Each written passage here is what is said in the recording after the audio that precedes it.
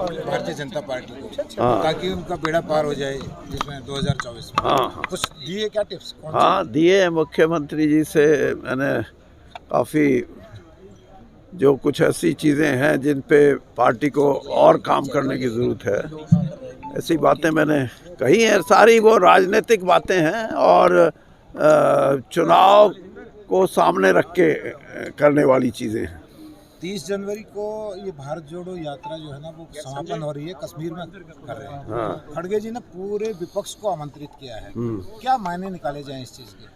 देखिए, इसके वैसे तो 30 तारीख को जब समापन होगा उनकी यात्रा का, उसमें ये होता ही है कि सबको, क्योंकि 3,500 किलोमीटर कोई चल के आए तो सभी को कहेगा भाई आओ, आप भी आओ, आप भी आओ।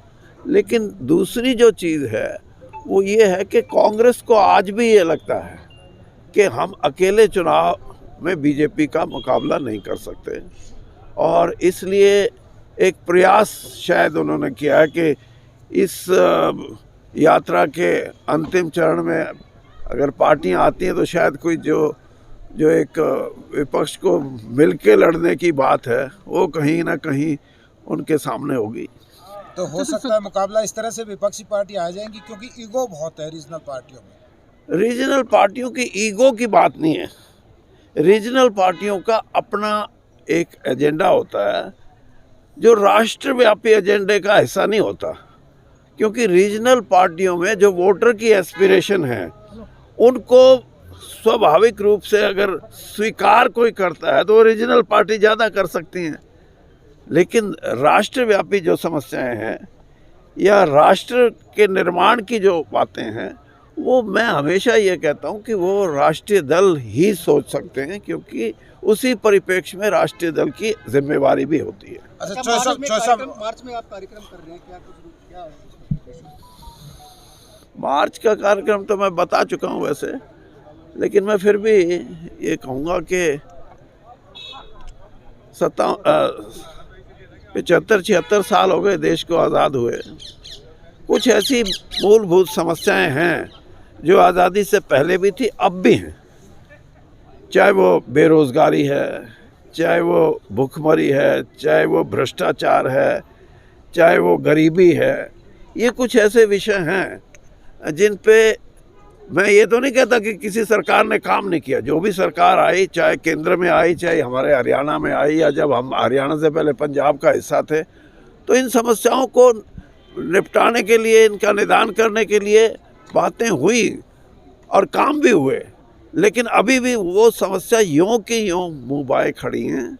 और मैं ये समझता हूँ, प्रधानमंत्री जी ने खुद जैसे कहा है कि जय जवान जय किसान और जय विज्ञान के साथ जय वो क्या अनुसंधान जोड़ दिया, तो मैं उस अनुसंधान को लेके कुछ ऐसे मुद्दे जिनका मैंने अभी जिक्र किया, उन पर नए तरीके से क्या अनुसंधान के माध्यम से उनको मूल रूप से ख़त्म करने के लिए, जड़ से मिटाने के लिए, गरीबी को जड़ से मिटाने के लिए, भूखमरी को जड़ से मिटाने के लिए, ये कुछ ऐसी चीज़ें हैं जिन पे मैं 23 मार्च को शहीदी दिवस पे लोगों के विचार जान के अपने विचारों से, और इन समस्याओं के समाधान में जो कोई अर्थशास्त्री है, कोई कृषि का अर्थशास्त्री है, कोई विदेश नीति का एक्सपर्ट है, इन सब से सलाह करके कुछ ऐसी चीज़ें जो मेरे जहन में भी हैं और काफ़ी हैं, उन पे क्या हो सकता है जिसको हम अनुसंधान के माध्यम से ये कहें कि ये कर लो भले आदमियों, अगर ये चीज़ें मिटानी है तो। आपकी दृष्टिगत हरियाणा सरकार को कितने नंबर देंगे आज? नंबरों में मैं विश्वास नहीं करता, और मैंने आपको पहले भी बता दिया था, ये पूछने की बात ही नहीं है। हरियाणा में अगर नंबर लेने या देने हैं ना, या आपने पूछना है तो इलेक्शन से 6 महीने पहले पूछना। अच्छा, एक सवाल हो रहा है। राहुल गांधी ये कह रहे हैं कि राहुल गांधी का विजन बहुत अच्छा है निस्बत के मोदी, हालांकि वो अपनी बातों को एक्सप्रेस नहीं कर पाते। आपने तो कांग्रेस में जिया है, कांग्रेस के साथ रहे हैं, और इसी में क्या लगता है क्या हरियाणा में गांधी को इस यात्रा से कितना लाभ हुआ? एक पूछ लो, वो बताओ। राहुल गांधी को देखिए, राहुल गांधी का ये जो प्रयास है इसमें उन्होंने अपने आप को भी कुछ इम्प्रूव किया है, इसमें कोई दो राय नहीं।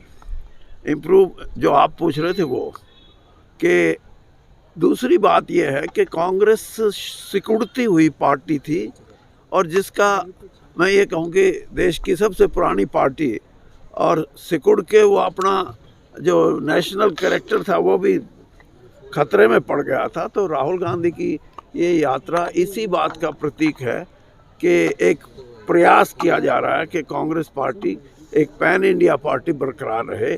बाकी मैंने जैसे शुरू में कहा, कांग्रेस पार्टी की आज ये तो स्थिति नहीं है कि वो बीजेपी से अकेला मुकाबला करे। भूपेंद्र हुड्डा कॉन्फिडेंट तो हर कोई होगा, जो राजनीति में कोई ये थोड़ा कहता है कि मैं तो कॉन्फिडेंट नहीं। ही विल से कि नहीं कांग्रेस की आएगी जब ना।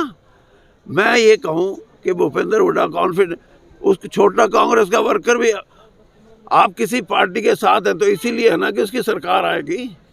तो इसलिए ये कहना कोई शुरू कर दे ना जी मेरा तो भट्ठा बैठ गया। अच्छा, बीजेपी या कांग्रेस 24 में, बीजेपी या कांग्रेस हरियाणा में मैंने आपको नंबर हरियाणा में मैंने आपको नंबर पे जवाब दे दिया। प्रेडिक्शन क्या? मैंने बतना नंबर पे जवाब दे दिया। मैं प्रेडिक्शन भी 6 महीने पहले करूंगा और वो यूं कि यूं ठीक ना जाए तो मेरे को पकड़ लेना। आज मैं नहीं करता। Thank you.